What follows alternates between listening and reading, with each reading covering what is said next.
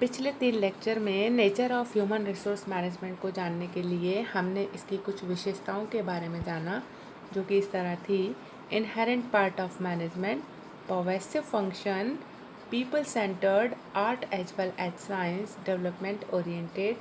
इसके अलावा यह भी जाना कि यह डायनामिक प्रोसेस है, स्टाफ सर्विस है, फॉरवर्ड लुकिंग है, फुलफिलमेंट ऑफ वेरियस गोल्स से रिलेशन रखती है, पर्सनल फंक्शंस इसमें इंक्लूडेड होते हैं।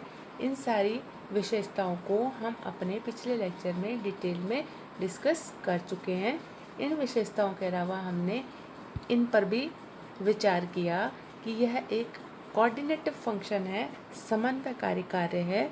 यह कंटिन्यूस प्रोसेस है जिसको one time on end of नहीं किया जाता, बल्कि यह कंटिन्यूस चलता रहता है। जब तक कि एक उपक्रम का अस्तित्व बना रहता है तब तक ह्यूमन रिसोर्स मैनेजमेंट भी चलता रहता है।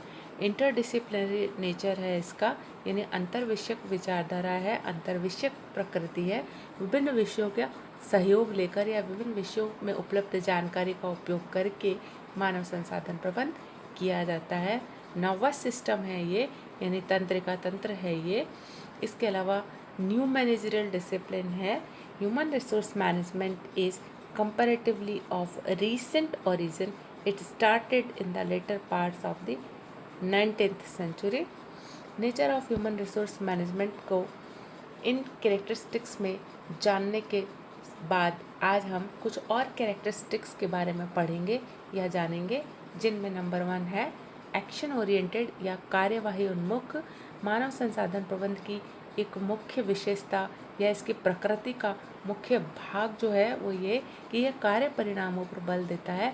एक्शन ओरिएंटेड है, यह सिर्फ एम्प्लॉयज़ के रिकॉर्ड्स को मेंटेन करने या उनके सारे अपॉइंटमेंट, प्रमोशन, ट्रेनिंग, इन सारी बातों को वो रिकॉर्ड मेंटेन करने, अभिलेखित करने से ही संबंध नहीं रखता, बल्कि यह कार्य परिणामों पर बल देता है। इसीलिए ये जो है विवेकपूर्ण मानव संसाधन नीतियों पर आधारित होता है। और ह्यूमन रिसोर्स मैनेजमेंट जो है, इसका जो बल होता है या जो स्ट्रेस होता है वो कार्य परिणामों पर होता है। इसीलिए कहा गया कि यह एक्शन ओरिएंटेड होता है, यह कार्य परिणामों पर बल देता है। So human resource management focused on getting the things done. इसका अगला कैरेक्टरिस्टिक्स या विशेषता या लक्षण है कि बेस्ड ऑन ह्यूमन रिलेशंस, मानव संसाधन प्रबंध का जो मुख्य आधार है वो मानव संबंध है। ये मानवीय संबंधों पर विशेष बल देता है और इसके लिए यह प्रत्येक कर्मचारी की समस्याओं को विशेष ध्यान से उनके समाधान पर बल देता है, जिससे कि उपक्रम और कर्मचारी दोनों के उद्देश्यों को प्राप्त किया जा सके। यह कर्मचारियों को विशेष महत्व देता है। इसी कारण से ह्यूमन रिलेशंस को बेहतर बनाया जा सकता है। Indian institute of personal management Kolkata ने भी डिफाइन करते हुए कहा है कि personal management is that part of management function which is primarily concerned with human relationship. So it is clear that human resource management is based on human relations. यह human relations को बेहतर करने का प्रयास करता है। कर्मचारी और प्रबंधकों के बीच में मधुर संबंधों की स्थापना इसका विशेष उद्देश्य होता है। इसका उद्देश्य होता है कि कर्मचारी अपने कार्य से संतुष्ट हो, उनको किसी भी प्रकार की समस्या नहीं हो, उन्हें पूर्ण रूप से जॉब सेटिस्फेक्शन हो, और जॉब सेटिस्फेक्शन होने के कारण जो है कर्मचारियों के प्रबंधकों के साथ में बेहतर संबंध होते हैं। और यही इसकी एक विशेषता होती है कि यह अच्छे मानवीय संबंधों पर या ह्यूमन रिलेशंस पर बेस्ड होता है और ह्यूमन रिलेशंस के ऊपर ही ये सारे प्रयास करता है, उन्हीं को बेहतर बनाने की और यह अग्रसर रहता है। बेसिस ऑफ अदर फंक्शन, मानव संसाधन प्रबंध की एक विशेषता ये है कि यह अन्य कार्यों का आधार होता है।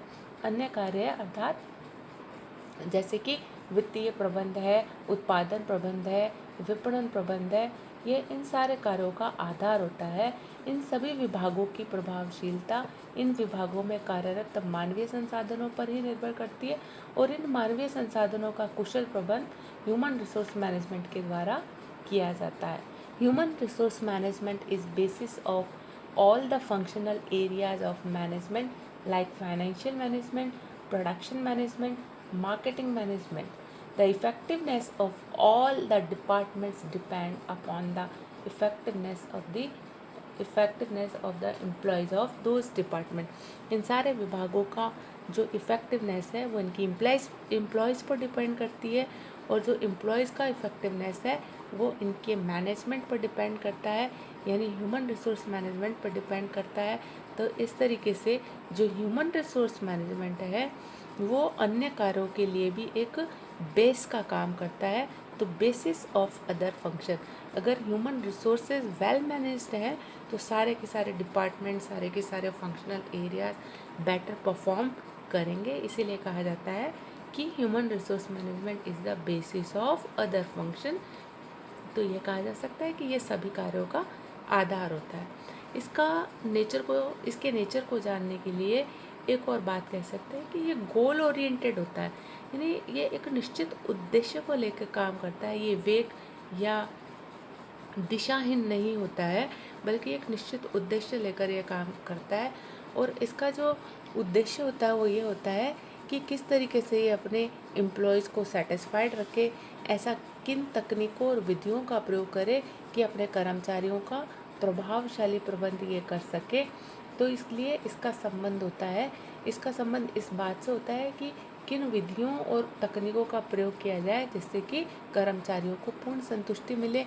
किन विधियों और तकनीकों का मतलब इनके विकास के लिए कौन सी विधियाँ और तकनीक को अपनाया जाए, इनको अभिप्रेरित या मोटिवेट करने के लिए किन तकनीकों को अपनाया जाए।